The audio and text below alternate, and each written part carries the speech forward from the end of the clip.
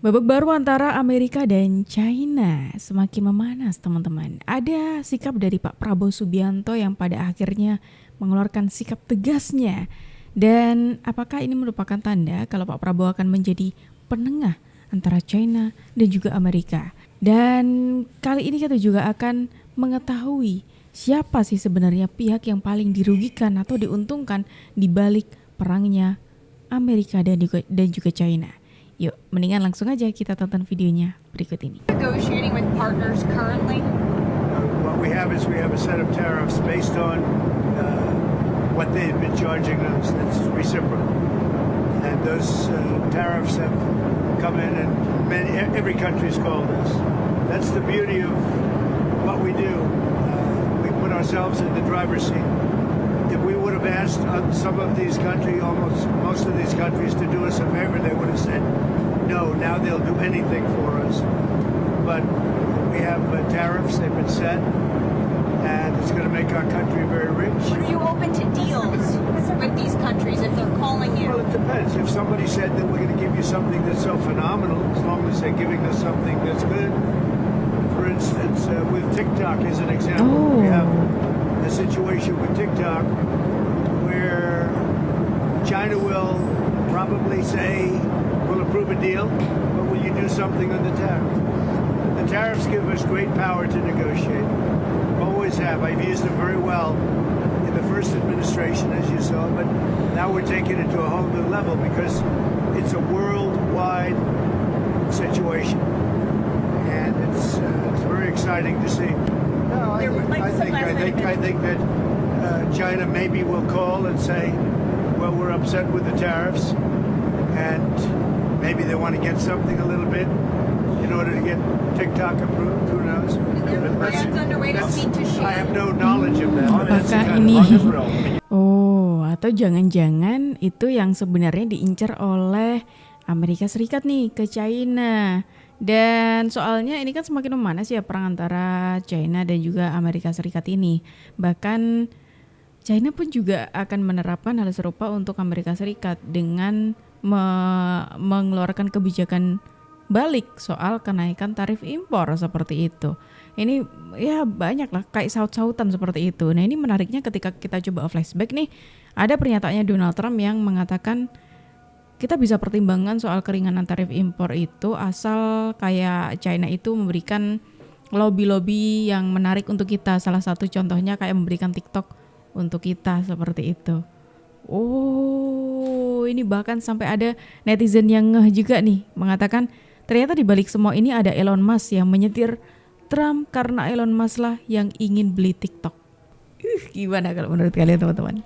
Elon's done a fantastic job. Look, he's sitting here, and I don't care. I don't need Elon for anything other than I happen to like him. But I'm telling you, this guy did a fantastic job. I don't need his car. I actually bought one because, and they said, "Oh, did you get a bargain?" No, I said, "Give me the top price." I paid a lot of money for that car. Elon's done a Ini ketika fantastic Donald job. Trump Look, he's memuji sitting here. Trump ya. China gak takut perang dengan Amerika. China kini makin menunjukkan taringnya. Baru-baru ini, mereka menegaskan tidak takut perang dengan Amerika Serikat. Sementara Amerika terlalu sibuk mengawasi Rusia dan konflik di Timur Tengah, mereka justru lengah.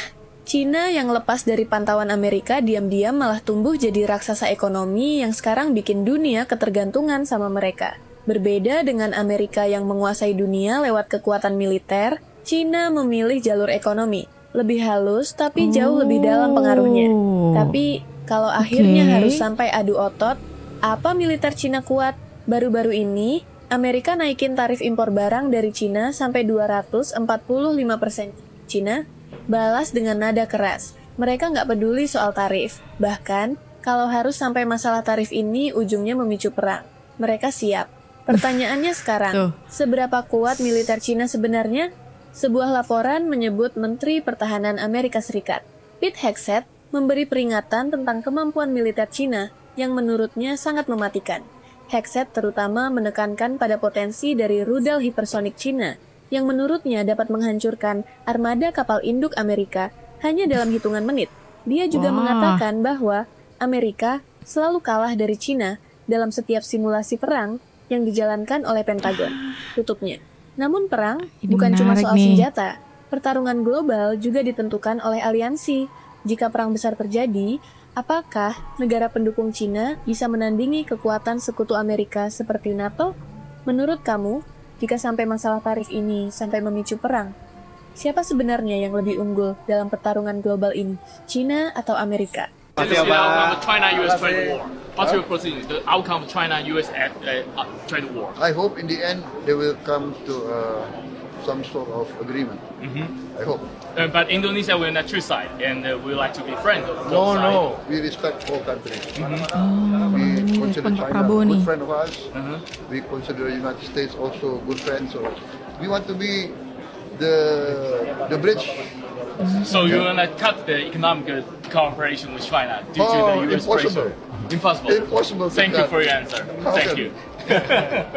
China is already too close with Indonesia. Yeah. Ada rencana bertemu dengan Trump, Pak? Kapan, Pak? Saya sudah minta waktu, mudah-mudahan. Ya. Uni Eropa langsung dibuat kapok dan kena mental akibat menantang Prabowo Subianto. Koalisi negara-negara Eropa ini menjegal produk tanah air, namun berhasil dijegal lewat kecerdikan RI1. Sang presiden Oke. bahkan meminta Eropa Ini segera mulai mengubah nampak bagaimana luar biasanya Pak Prabowo Subianto ya. aturan liciknya. Apalagi Eropa juga dibuat pusing karena mulai bergantung dengan berbagai kekayaan alam bumi pertiwi. Penasaran kisahnya seperti apa? Dengerin ceritaku sampai selesai. Kapok cari masalah dengan Prabowo. Prabowo Subianto berhasil memberikan tekanan besar kepada Uni Eropa. Benua Biru sebelumnya kerap kali mendiskriminasi bahan-bahan yang berasal dari Nusantara. Salah satu contohnya terlihat dari kelapa sawit Nusantara yang dinilai dihasilkan dari deforestasi masif. Alhasil tuduhan Uni Eropa ini membuat Prabowo memberikan ultimatum. Gak usah takut namanya tuduhan membahayakan, deforestasi. Namanya kelapa sawit, ya pohon, itu ada daunnya. Dia menyerap karbon dioksida. Dari mana kok dituduh deforestasi? Ungkap Prabowo. Indonesia malah berusaha Cerdas, untuk Prabowo menghentikan ekspor Subianto. minyak sawit tanah air Iya ke dong, benua biru. presiden kita Apalagi sawit memang bisa digunakan untuk apa saja termasuk minyak makan dan biofuel. Rencana Indonesia ini juga mendapatkan dukungan penuh dari WTO. Organisasi Dagang Dunia ini sampai memberikan perintah mutlak yang dinilai merugikan Eropa. Uni Eropa diwajibkan menghapus kebijakannya yang dinilai memberi nilai diskriminasi. Bahkan organisasi ini juga menuntut agar minyak sawit Indonesia kembali diekspor ke benua biru. Alhasil keputusan WTO ini membuat perubahan besar bagi Uni Eropa. Benua biru dikabarkan mulai melunakkan perilakunya terhadap Indonesia. Bahkan Uni Eropa disebut siap memperbesar kerjasama dengan Nusantara di masa depan. Hal ini terlihat dengan semakin masifnya kerjasama KEPA untuk kedua negara. Menteri Ekonomi, Keuangan, dan Kedaulatan Industri dan Digital Prancis juga mengakui pentingnya Indonesia bagi Uni Eropa. Indonesia negara dengan ekonomi terbesar di ASEAN. Stabilitas dan pertumbuhan ekonomi ASEAN sangat penting bagi Prancis, ujar Eric Lombard. Panik dengan situasi global. Keputusan dadakan dari Uni Eropa ini diprediksi sebagai langkah untuk meredam krisis.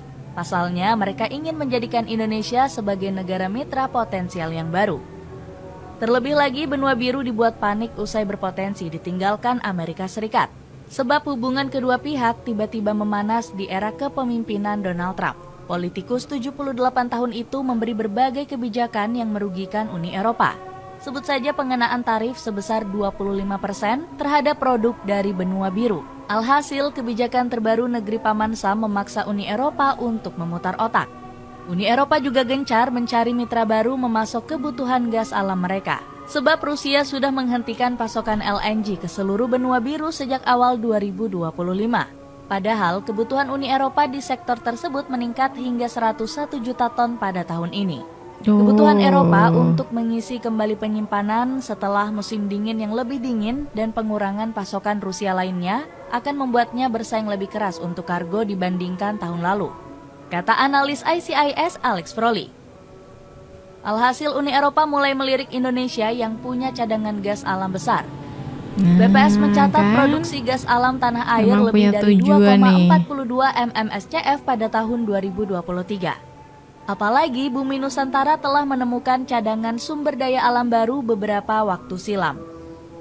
Profil eksplorasi Indonesia cukup membanggakan. Tuh kan dibalik Pak Prabowo Subianto nih ya. Sosoknya Pak Prabowo Subianto memang luar biasa cerdasnya sekali ya. Sampai-sampai tidak bisa dianggap remeh sama negara luar sana.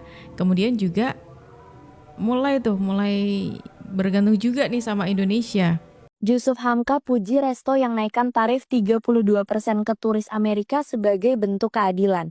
Guys, tarif ekspor barang lokal ke Amerika yang melonjak sangat tinggi masih menyita banyak perhatian loh. Bahkan Jusuf Hamka atau Baba Alun sampai kasih pujian ke sebuah resto yang ikut naikkan tarif khusus turis asal Amerika. Resto tersebut kasih tarif balasan sebesar 32% sebagai bentuk keadilan. Baba Alun bilang resto ini tuh contoh patriot-patriot bangsa karena akibat tarif ekspor di Amerika yang naik membuat para pengusaha Indonesia jadi kesulitan jualan. Jadi tarif khusus untuk turis Amerika ini sebagai bentuk protes dan bentuk keadilan. Biar nggak cuma Amerika aja yang untung. Gimana guys menurut kalian? Ternyata yang bikin sikap tegas, yang mengeluarkan sikap tegas bukan cuma Pak Presiden aja. Masyarakat Indonesia pun juga memberikan respon dari kenaikan tarif impor gitu dengan cara menaikkan tarif 32% juga ke turis Amerika ketika mendatangi restonya. Wah, ini luar biasa sih. Tahukah kamu, dulu Elon Musk meremehkan mobil listrik China tahun 2011. Ini kenapa ada sangkut pautnya antara Elon Musk dengan China. Kemudian tadi dengan statementnya Donald Trump tadi ya. Kemudian ini ada sangkut pautnya teman-teman. Ia menertawakan BYD, menyebutnya tidak menarik dan teknologinya lemah. Namun kini BYD menjadi pesaing utama Tesla. Penjualan Tesla di China turun 49,2% pada Februari tahun 2025. Sementara BYD justru melonjak 90,4% dengan harga lebih terjangkau dan fitur canggih. Banyak konsumen beralih dari Tesla ke mobil listrik China. Dengan pernyataan tadi teman-teman, kira-kira kalau menurut kalian akankah ada keterlibatan Elon Musk dalam keputusan Donald Trump meningkatkan atau menaikkan tarif impor ini teman-teman? Ya kalau menurutku sih kayaknya ada sih, soalnya Elon Musk kan juga punya posisi gitu kan ya di kepemerintahannya Donald Trump. Babak baru perang dagang AS versus China, siapa yang merugi? Ada yang balas-balasan tapi bukan balas pantun. Ini melibatkan Presiden Amerika Serikat Donald Trump dan Presiden China Xi Jinping. Dua pemimpin negara adidaya ini yang lagi saling balas menaikkan tarif.